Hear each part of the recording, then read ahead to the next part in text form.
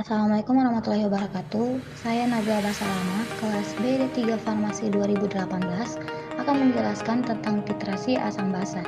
Yang pertama ada teori umum, yang kedua ada asidimetri dan alkalimetri dalam pelarut bebas air, yang ketiga ada pelarut, dan keempat ada contoh perhitungan. Reaksi penetralan merupakan reaksi antara asam dengan basa. Reaksi asam basa dalam medium air yang biasanya menghasilkan air dan garam, yang merupakan senyawa ionik yang berbentuk dari suatu kation selain H+ dan suatu anion OH- atau O2-.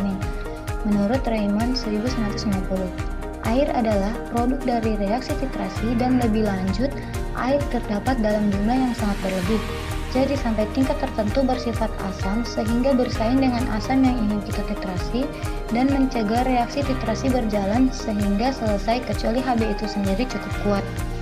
Asidimetri dalam pelarut bebas air.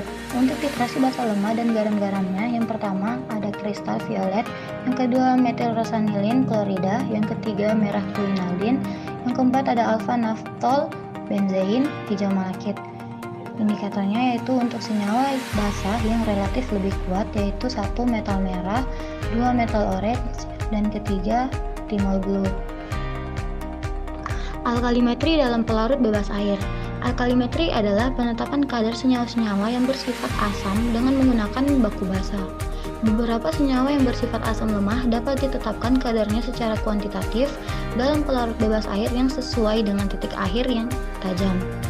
Senyawa-senyawa tersebut adalah asam-asam halide, asam-asam anhidra, asam-asam amino, fenol sulfonamide, dan garam-garam organik dari asam-asam organik. Yang ketiga, pelarut. Pertama, pelarut aprotik. Pelarut yang dapat menurunkan ionisasi asam-asam dan basa-basa termasuk dalam kelompok pelarut ini adalah pelarut-pelarut nonpolar seperti benten, karbon tetraklorida, serta hidrokarbon alifatik. Yang kedua ada pelarut aprotik. Pelarut protofilik atau proto sama dengan proton, filik atau yang dimaksud dengan suka adalah pelarut yang dapat menaikkan ionisasi asam lemah dengan menggabungkan proton yang dimilikinya. Dengan demikian, senyawa-senyawa yang bersifat basa seperti N-butil amin, piridin, dimetil formamid, trimetil amin termasuk dalam kelompok ini. Pelarut ini biasa digunakan dalam analisis senyawa-senyawa yang bersifat asam lemah seperti fenol. Yang ketiga ada pelarut protogenik. Adalah pelarut yang menghasilkan proton yang termasuk dalam kelompok ini adalah asam-asam kuat seperti asam klorida dan asam sulfat. Pelarut kelompok ini kurang bermanfaat dan dalam titrasi bebas air.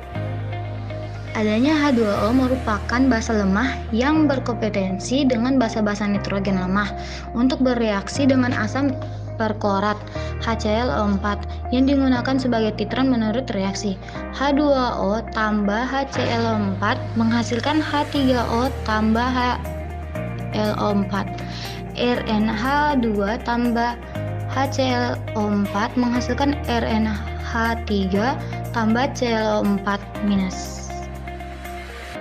Perhitungan titrasi bebas air. Penentuan konsentrasi asam perklorat.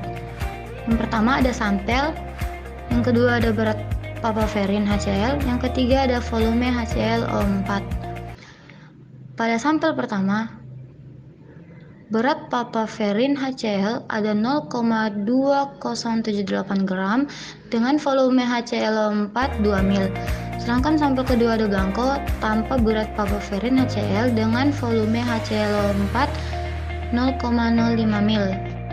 Perhitungan blanko sama dengan volume titrasi kurangi volume blanko sama dengan 2 ml kurang 0,05 ml dihasilkan 1,95 ml. Yang kedua ada Mg rate papaverin HCl sama dengan Mg per B sama dengan N kali V. Mg rate papaverin HCl sama dengan NHClO4 dikalikan volume dari HClO4 kalikan B papaverin HCl sama dengan 0,0956 kalikan 1,95 dikali 375,86 sama dengan 70,0678 mg sama dengan 0,0700 gram. Persen kadar dari papaverin HCl adalah 0,0700 gram Bahagi 0,2078 gram dikalikan 100% sama dengan 33,6862%. Baik, terima kasih. Wassalamualaikum warahmatullahi wabarakatuh.